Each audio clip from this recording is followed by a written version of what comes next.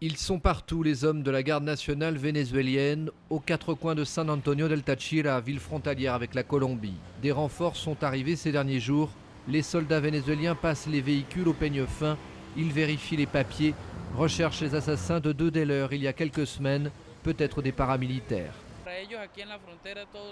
Pour eux, nous sommes tous des paramilitaires à partir du moment où nous venons de l'autre côté. Ils pensent qu'on leur veut du mal, mais c'est pas du tout ça. Nous, on veut juste travailler et nos relations sont très bonnes avec nos amis vénézuéliens.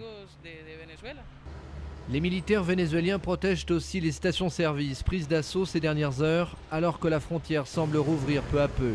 Les Colombiens ont l'habitude de se ravitailler ici, car l'essence y est moins chère.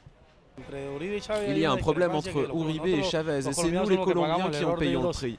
C'est sur ce pont qui sépare les deux pays que tout se joue depuis des mois. C'est la principale voie d'accès. D'un côté, la douane vénézuélienne et ses multiples contrôles. De l'autre, comme si de rien n'était, on laisse passer. Parler de guerre dans un moment comme celui-ci, c'est un peu délicat. On devrait plutôt parler de paix, d'amour et de tendresse entre les deux pays. La plupart des Vénézuéliens et Colombiens ne croient pas à la guerre, mais d'un côté comme de l'autre, les commerçants font grise mine car il y a moins de passages. Le volume des gens qui viennent acheter de la nourriture a baissé, en tout cas dans la restauration.